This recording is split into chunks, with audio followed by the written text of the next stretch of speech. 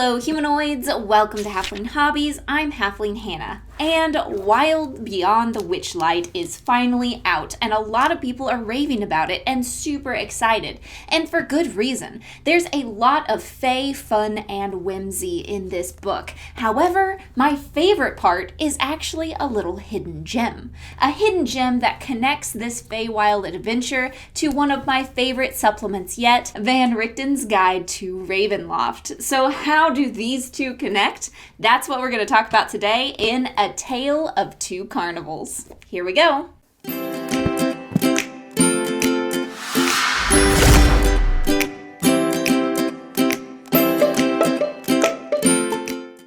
Alright humanoids, let's start off with the Wild Beyond the Witchlight. Now beware a few very light spoilers for the beginning of this adventure.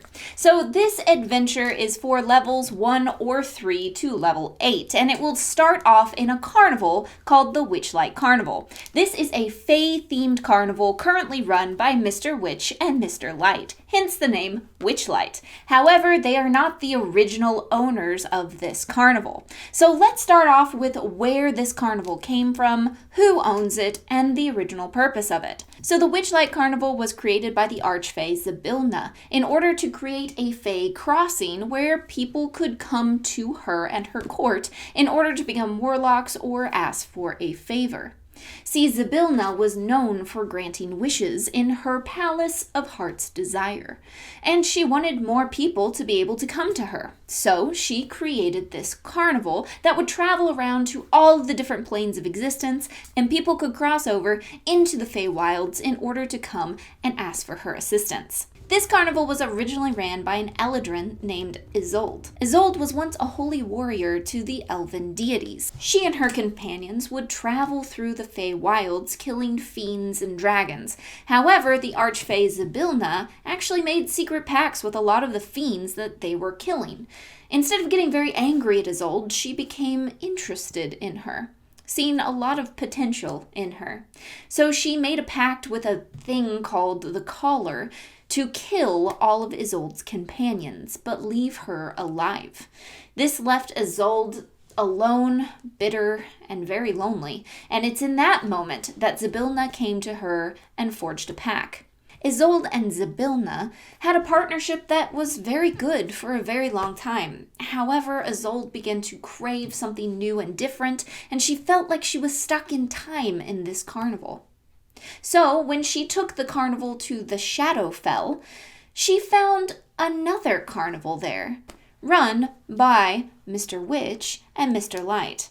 However, at the time, they were simply Shadakai. Mr. Witch's original name was Nerix, and Mr. Light's original name was Armias. Nerix and Armias were partners that worked together on a shadow-themed carnival. They had very interesting childhoods, one growing up as an orphan, one growing up very rich, and their partnership actually was quite good. They were running this shadow-themed carnival, though neither was necessarily happy being trapped in the Shadowfell and really kind of unhappy there.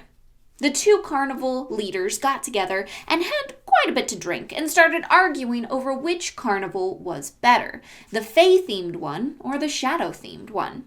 They couldn't come to a decision, so they decided that they would switch positions. Nerix and Armias would take over the Fae-themed carnival, while Isolde would take over the Shadow-themed carnival. However, Isolde was still in a contract with Zybilna, so in order to appease that, she said that this agreement would last only as long as the two carnivals were apart. When they met again, they would switch back. Zybilna was intrigued with the two Shadakai, and so allowed the transaction to happen. However, she couldn't have Isolde going around telling about her domain, so she cast a curse on her, forcing her to forget all about Zybilna and the Feywilds. On top of that, she sent a whole bunch of malevolent fae to follow around Isolde and her new shadow-themed carnival in the form of the Lit Wit Market. This market travels around with the Shadow Carnival, growing bigger and bigger the longer they stay in one area and becoming more and more dangerous. It's filled with malevolent fae who love to make bad deals with mortals. So, where are the two carnivals now? Currently, Nerix and Armias are the owners of the Witchlight Carnival, Nerix taking on the name Mr. Witch and Armias taking on the name Mr. Light. They are very happy running this carnival. In fact, it has taken their gloomy dispositions and made them delightful and fun-filled individuals who honestly love their carnival. However, there are some problems at the Witchlight Carnival which they are needing some adventurers to solve, hence the whole adventure. However, they are quite happy and honestly, they dread the day when they come in contact with their old circus again because they know that they'll have to give up the Witchlight Carnival. On the other side, we have Isolde, who is now the owner of the Shadow Carnival. It's just called the Carnival in Van Richten's Guide to Ravenloft. It's on page 84 if you want to take a look at it. And if you don't already have one, you can grab one in the description of this video. I just call it the Shadow Carnival to keep things separate. And because I feel like it needs a name, you know? So Isolde now runs and operates the Shadow Carnival. And she has become absolutely obsessed with finding the caller who killed all of her companions and destroying it. Since owning the Shadow Carnival, Isolde has come into contact with a sentient magical item called Nepenthe.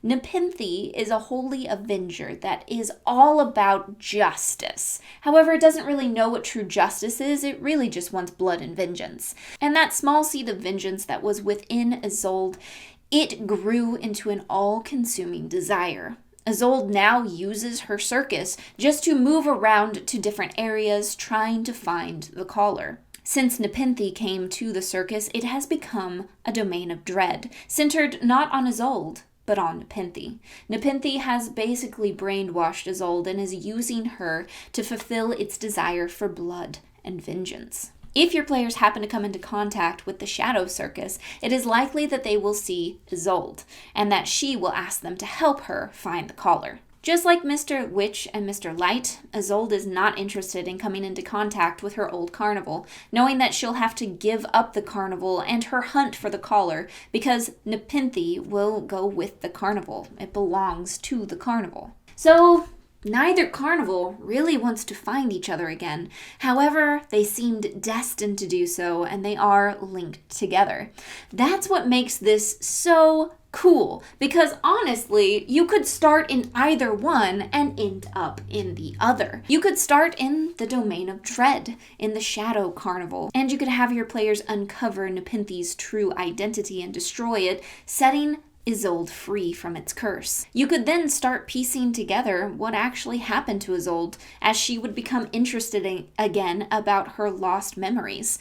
And that could lead you to the Feywilds. These two could work perfectly together, starting in a domain of dread and ending in the Feywilds, completing the overall adventure and setting both Mr. Witch and Mr. Light and Isolde free to make their own choices. These two adventures are two sides of the same coin, and both of them are very interesting and engaging, and your players honestly would love either one. So why not run both? I hope you enjoyed this tale of two carnivals, and until next time, my friends, may your game have advantage. Kathleen Hannah here, signing out. I also would like to give a shout out to my patrons. Thank you guys so much for being so awesome. You know that I love you. And if you are interested in possibly getting to play The Wild Beyond the Witchlight, we play campaigns and one-shots in our patron-only Discord all the time. So if you would be interested in that, maybe head on over to Patreon and become a patron today. Bye!